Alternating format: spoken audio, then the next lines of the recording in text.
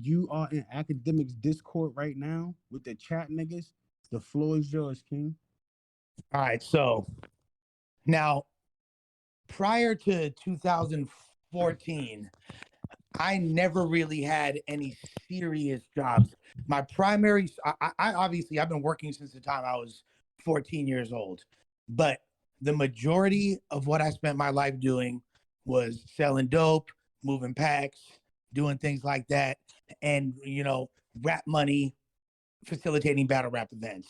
When like I told y'all, I lived in the Bay Area for 13 years, right?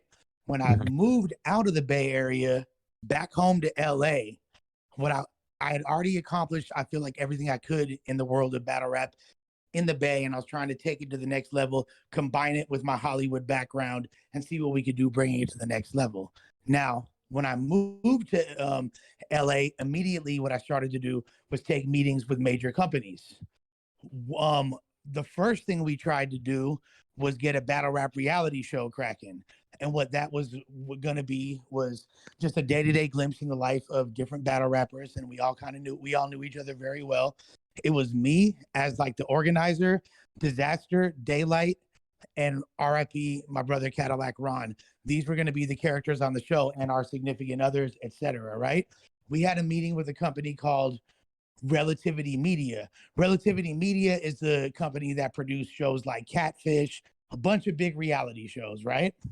We I pitched the show high as fuck off a bunch of Xanax and wound up like securing the show. We had several more meetings. We were in our final pre-production meeting, and Daylight wound up leaking footage from the meeting on his Instagram, right?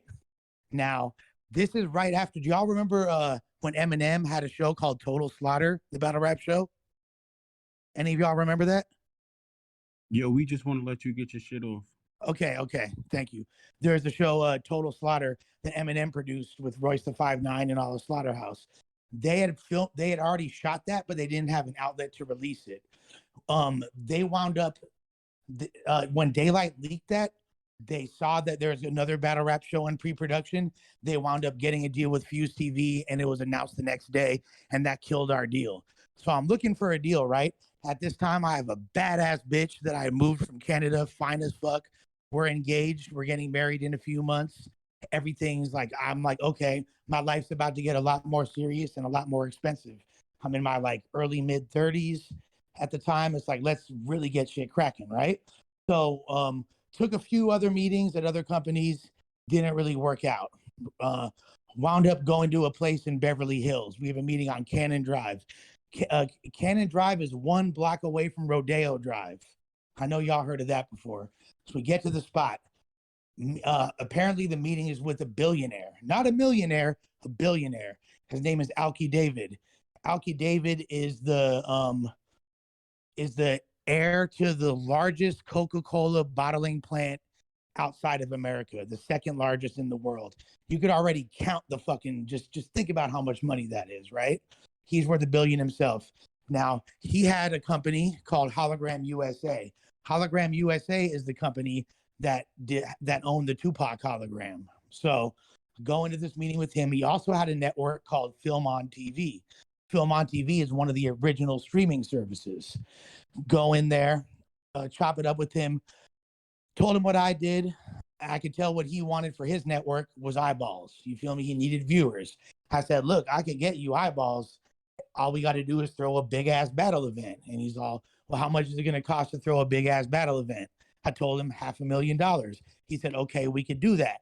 That same day, my fucking mouthpiece is a dangerous weapon pause, wound up signing a deal that fucking same day for $500,000. That's when I brought Cassidy to battle rap.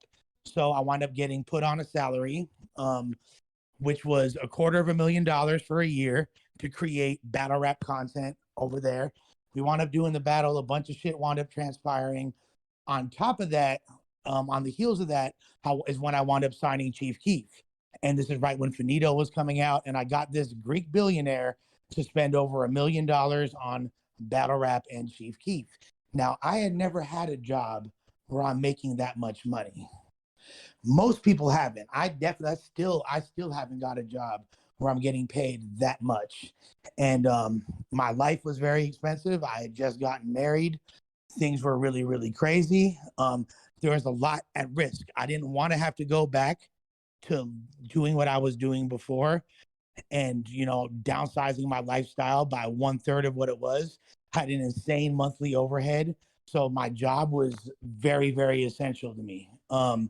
The Now my boss, the work environment over there was very, very unique. It was like this dude was fucking crazy. And like, so there would be all kinds of shit. One day there'd be fucking strippers in the office. One day, you know what I mean? Like there'd just be all kinds of different shit every day. All kinds of weird celebrities walking through there. There's a celebrity boxing match one day in the parking lot below the office. We had the dude, the Antoine Dodson guy, the hide your wife, hide your kids, they're raping everyone out here. That dude was in a boxing match. Like there's all kinds of crazy shit there. Every day was like an adventure. Um Now a few things as far as the dog collar thing.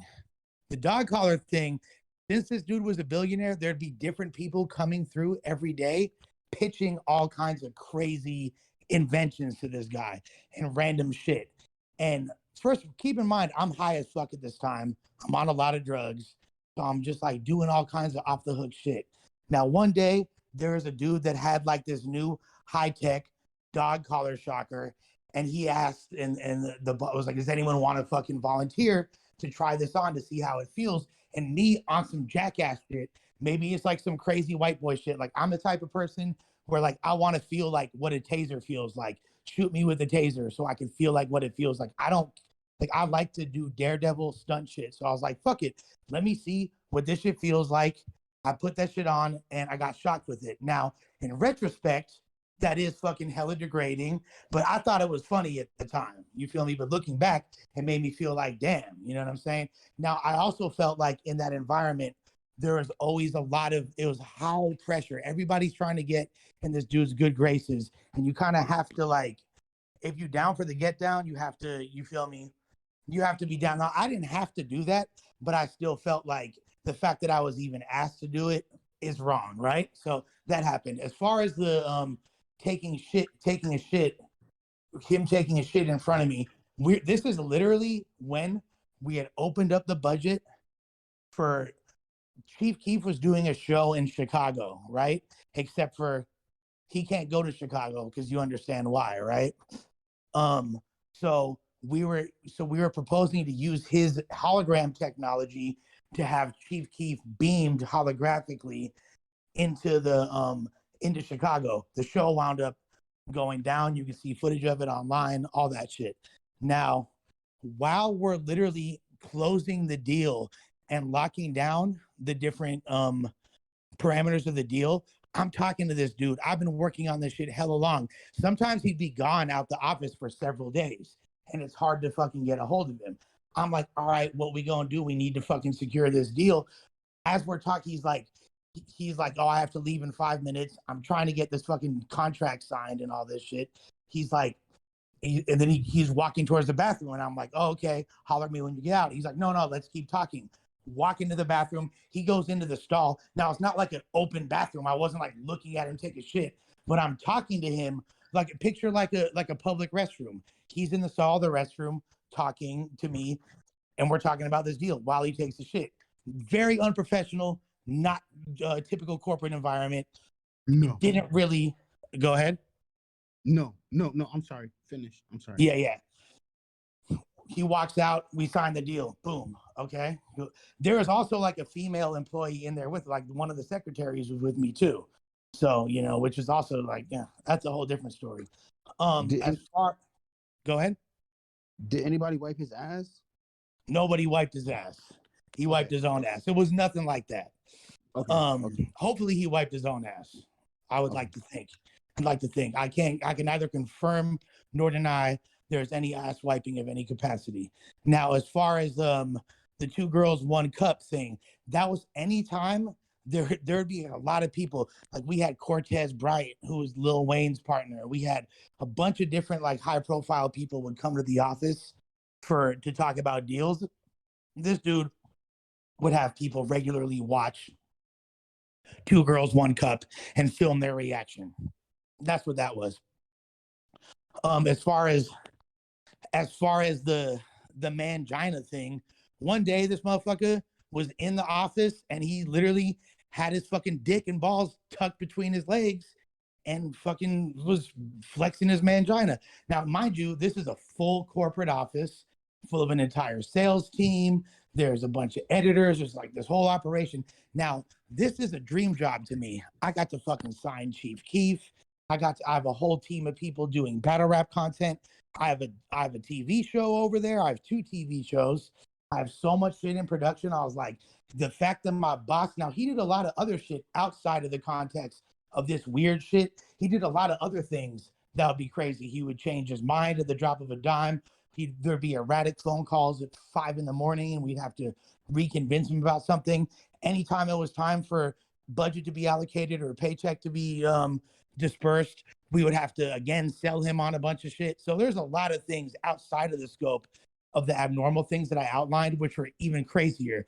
But the way I was feeling at the time, I was like, I fucking love the job because I'm in Beverly Hills. I'm surrounded by bad bitches. I'm making fucking, you feel me, real quick, Lush. 20 bands a month, damn near. Yeah. What is a mangina? That's when, like I said, when he tucked his dick and balls between his legs. Oh, okay. Like My a bad. man vagina. Now, as far as the sexual harassment that I witnessed, a good friend of mine, one of my close homegirls, was, there's a lot of different allegations of sexual harassment from a lot of women. There's a lot of bad bitches that work there, right? One of them was a good homegirl of mine. She was his assistant, right? Now, if I wasn't fucking with my wife, I probably would have hooked up with her because she was super bad and we were super cool. Dope ass female, right? She wound up, I would see him harassing her, doing shit that I felt like was super out of pocket. And I know that it made her really uncomfortable, fucking with her self-esteem. I don't like to see women being abused in any nature. I thought that shit was wrong. Now, I tried to talk to him about it and press him a couple times to no avail. There's nothing I could have done physically to him because this dude's worth $1 billion. You can't beef with a billionaire. You feel me? Not only can you not beef with the billionaire, but this dude literally, like I said, had armed security guards around him at all times and bodyguards. On top of that, I don't want to crash out and jeopardize money. Like people are so quick to talk about physical altercations and how, yeah. Yo, Lush, and I'm sorry for cutting you off. I'm gonna let you get right back to your shit. But I realized that's a pattern with you. You never want to crash out and fuck up the bag. I really like that. I like that. I really like that. I really like that. You never want to crash out and fuck up the bag. But I'm gonna let you finish. This shit is a little weird. It's a little weird, Lush, but I'm gonna let you finish. It's not a little weird. It's a lot weird. This shit is very, very weird. Shit is very weird, bro. I ain't going front. And guess what? No Jumper is hella weird too. You feel me? Like, not everybody could take a job like that. Not everybody could take an environment like that. But you know what? I don't have a motherfucking college degree. I ain't going to no college. I barely graduated high school.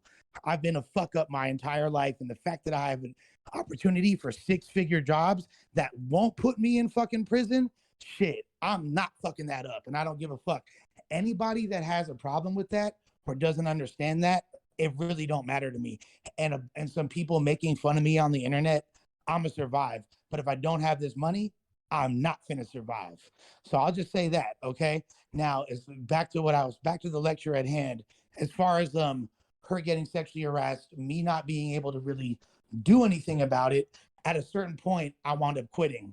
On the heels of that, there was an incident involving guns being drawn and a bunch of other shit that I don't want to get into.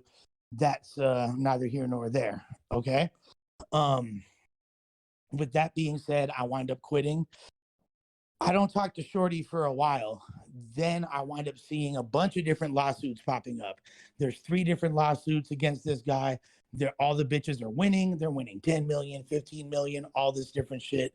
Then Shorty hits me up. Now I've seen him do all this crazy shit. You feel me? And I've seen him sexually harassing her specifically. She winds up hitting me up and says, I'm suing him. I'm suing him. And now him and I don't even have beef anymore. Like, we solid. I can't say he's my best friend, but we solid. And he knows, like, he don't consider me ratting him out. He don't consider me doing nothing like that. You feel me? Like, but he knows that's a different story as well. Now she wound up saying she finna sue him. They wind up interviewing me about it. I let them know what I saw, and that's it. You feel me? Wound up talking about it, had a deposition. There's no, like I said, no criminal charges, no police involvement. Nobody can go to jail. There's nothing like that. Yeah. Yo, Lush, we are talking about Alki David, right? Yes, sir. All right. So my question is, you was sexually harassed too when you was forced to watch that man's shit, bro. And why you ain't get a lawsuit? Because I don't want to go through all what that entails. You know what I mean? Yo, 10 Lush. million, bro. Well, Lush. the homegirl wound up winning 58. Just fill in the blanks. 58, bro. That's crap, bro. I would have did that shit, bro. I ain't going. Matter of fact, I'm about to put a lawsuit against that nigga right now. He did that shit to me too. Also, you a motherfucking snitch. I see. No, I'm just playing. No,